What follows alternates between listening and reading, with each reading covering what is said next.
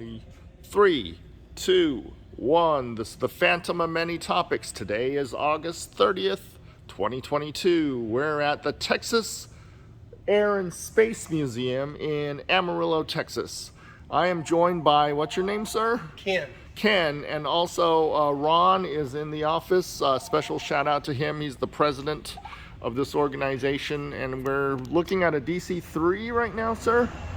Well, Is it? big one. Big one is the DC-3. It's a 1945 Wow. Douglas DC-3. We've had it at our museum about 8.5 years now. Wow. This flew here from Oklahoma City. Wow. It was at the FAA hangar at the Will Rogers Airport in Oklahoma City. Their hangar started getting a little crowded. They went looking for a museum that could take this plane, keep it inside. That was part of the deal. And we've had it about 8.5 years. It flew here. Wow. on a ferry permit ferry, from okay. Oklahoma City.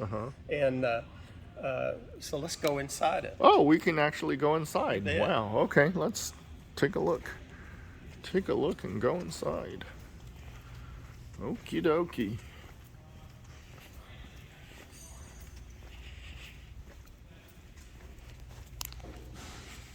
Here we go. Yeah, my mom was a flight attendant in the 1960s. I think she started around 66, and she started in a DC-3 and then worked her way up. What was the next one? Is it a DC-6 or? DC-6 was the next larger model. Yeah, I think she was in a DC-3 for a very short time, and then she moved up to the next model. So.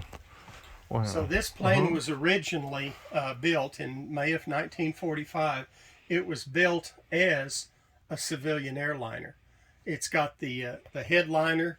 It's got the curtains and the carpet, the nice seats. It was built as an airliner, but it was never used for that. The Navy picked this up when it was brand new.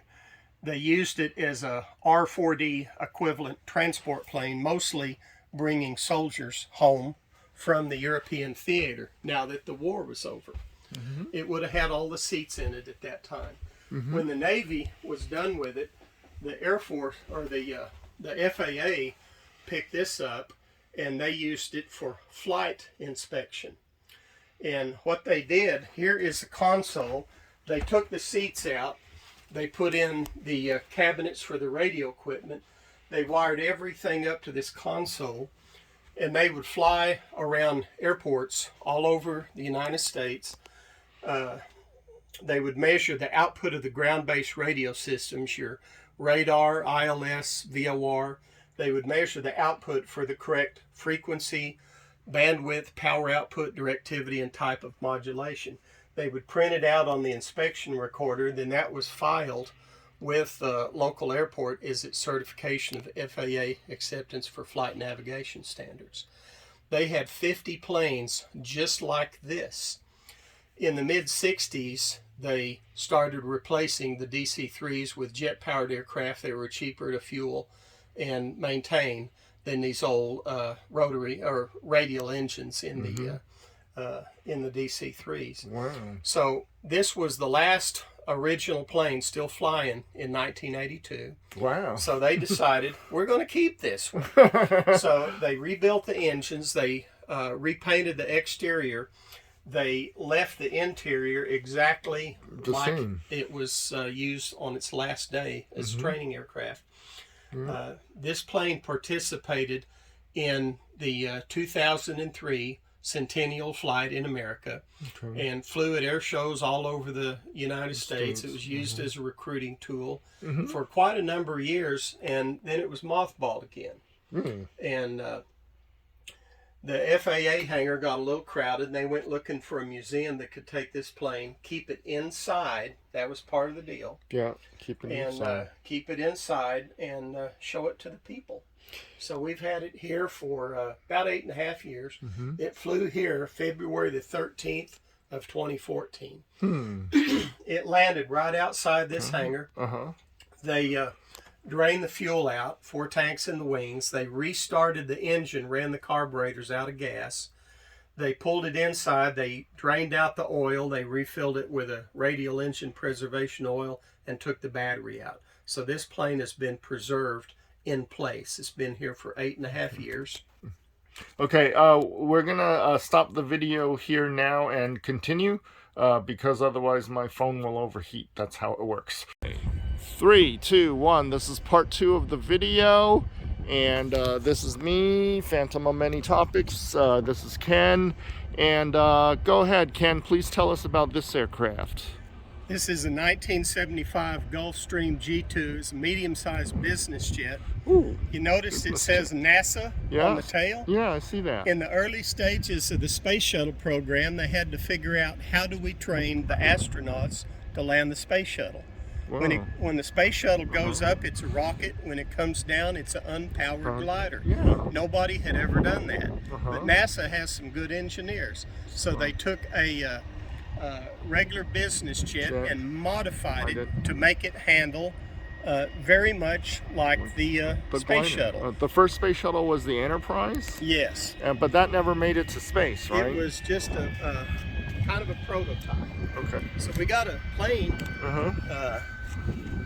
Yeah. Oh, taking off. I believe it's taking off. It's going up. Okay. Yeah. It's probably just American Airlines or something. Oh, okay. Or Southwest. Oh, you have a Southwest and American Airlines here? You're big enough? Actually, now that it's a little closer, that is a KC-135 aerial refueling tanker. I've been on one of those as a child.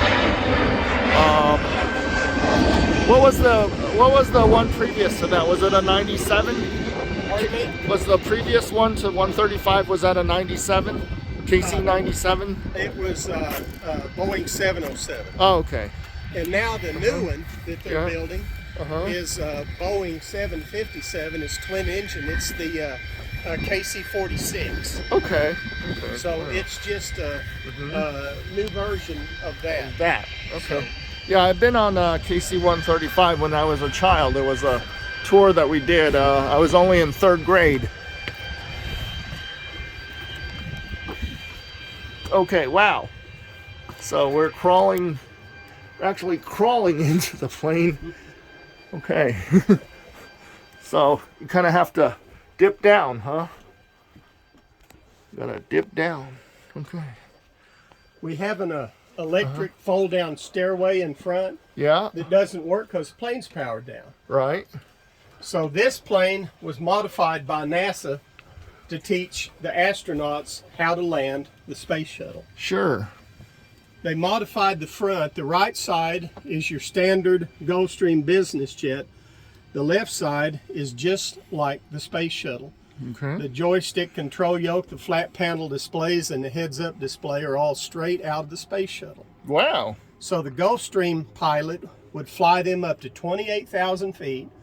They would switch on this state-of-the-art computer and hand control over to the astronaut in training, and they would approach the landing spot at 300 miles an hour at a 21-degree down angle. Okay. That is twice as fast and 7 times steeper than an airliner lands. Right. But this plane replicates very closely the way the shuttle flies. Okay. Which it kind of drops like a rock. Okay. So right behind here is, they took out 2 seats. They put in this state-of-the-art computer from the mid-70s. State of the art. Now your phone will do about 1 million times more than this, but this was very similar to the Apollo 11 computer that put the first men on the moon. It did one thing, but it did it very reliably. Oh, okay. Have you heard of a TV show called For All Mankind? I don't believe so. It's on Apple TV Plus, and the premise is that the Russians, the Soviets, landed on the moon about 2 months before Neil Armstrong did. That's the premise of the show, and therefore, as a result, Ted Kennedy doesn't go to Chappaquiddick because there's an emergency meeting in the Senate about what to do with it, and the entire history changes, and by 1994 they're already landing on Mars in a space race to Mars. So if you get a chance to catch it, that's a great TV show to watch. Again, I'm approaching 5 minutes, so I'm going to have to stop and reconnect the video. Okay, thank you. Okay, 3, 2, 1, part 3 of the video. This is me again, Phantom, and we're with Ken on the final part. This is the third plane that we can enter into. Go ahead, Ken, please tell us about this plane. This is a 1963 de Havilland C7 Caribou. This was a transport plane during the Vietnam War era. This plane did fly extensively in Vietnam. We have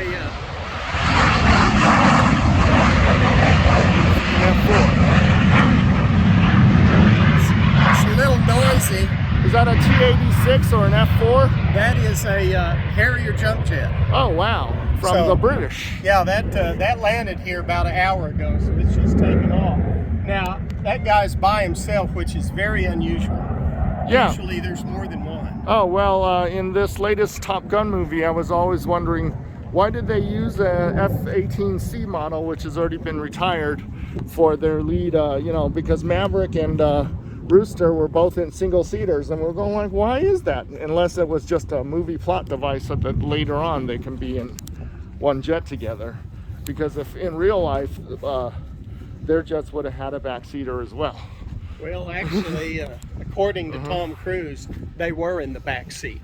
Oh, right. Because they were not allowed to fly the jet. Oh, right. And they had all of the photographic equipment in front of them, and they were in the back seat. Right. That's probably why then. So Okay, that was what Tom Cruise said. Okay, so on this one, do we have to be careful of our step? No, not necessarily. Not necessarily. Okay. Well, this one as the English say on the tube platform, mind the gap. Okay.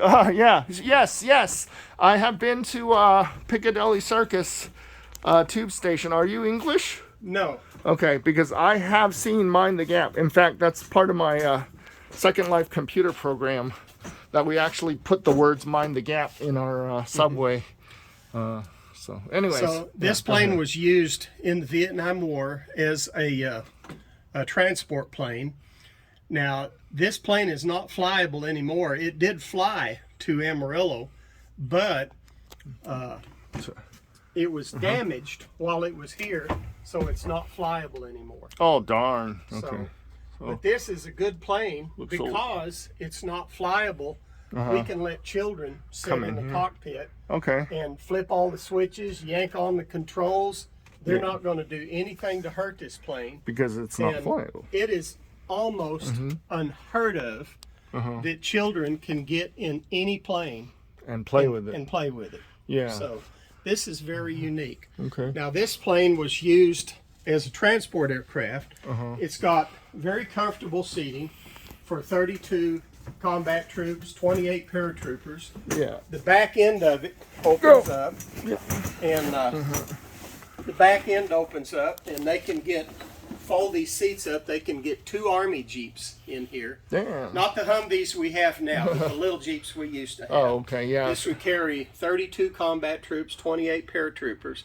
The paratroopers would go out the back. The rear end opens up like the bigger planes that we have now. The C-130 Hercules, the C-17 Globemaster, and the C-5 Galaxy, which is a really big one. So this was used extensively in the Vietnam War. And this plane was very successful at what it did because it's a short field takeoff and landing plane. This plane does not need a runway. It can take off and land pretty much anywhere. If the ground is kind of sort of level and not too many big rocks sticking up, this plane can take off and land pretty much anywhere. Okay. So. Wow. Okay. So that's going to conclude the end of our video portion. I'm going to go and buy Ken and Ron some lunch because he's been a very good tour guide. Thank you again.